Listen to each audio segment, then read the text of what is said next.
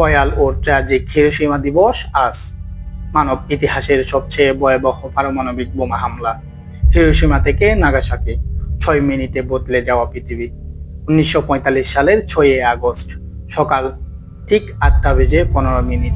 মাত্র কয়েক সেকেন্ডে একটি শহর পরিণত হয় ধ্বংসস্তূপে।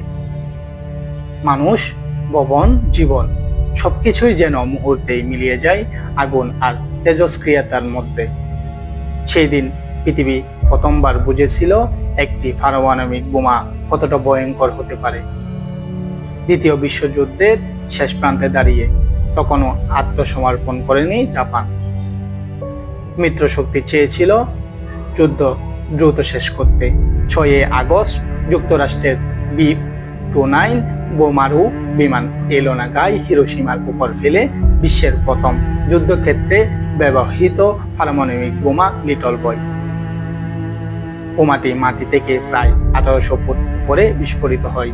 মাত্র কয়েক সেকেন্ডেই শহরের প্রায় 5 বর্গ মাইল এলাকা ধ্বংস হয়ে যায়। হাজার হাজার মানুষ ঘটনাস্থলেই মারা যান। অনেকের শরীর এতটাই তাপে পুড়ে যায় যে তাদের কোনো চিহ্ন পর্যন্ত অবশিষ্ট ছিল না। শুধু বিস্ফোরণই নয়, এরপর শুরু হয় আর ভয়ঙ্কর অধ্যায়। তেজস্ক্রিয়তার কারণে অসংখ্য মানুষ আক্রান্ত হন ক্যান্সার, লিউকেমিয়া এবং নানা জটিল রোগে।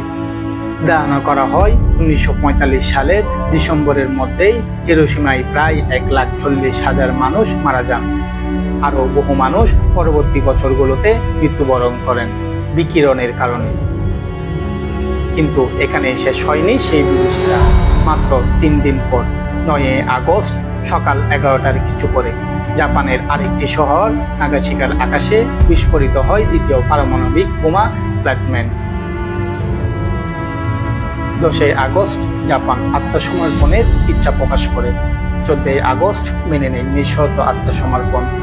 আর 2 সেপ্টেম্বর আনুষ্ঠানিকভাবে শেষ হয় দ্বিতীয় বিশ্বযুদ্ধ।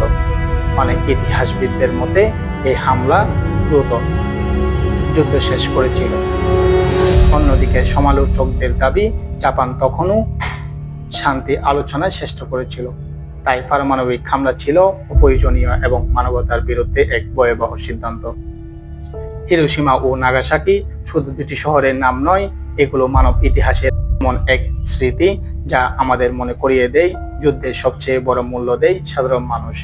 আজও সেই বিস্ফোরণের দাগ রয়ে গেছে সাধারণ মানুষের শরীরে, ইতিহাসের পাতায় এবং পুরো বিশ্বের বিবেকের উপর। হিরোশিমার সেই সকাল আমাদের একটি শিক্ষা দেয়, শান্তির বিকল্প কখনো যুদ্ধ হতে পারে না। Abdul Hakim, desk report.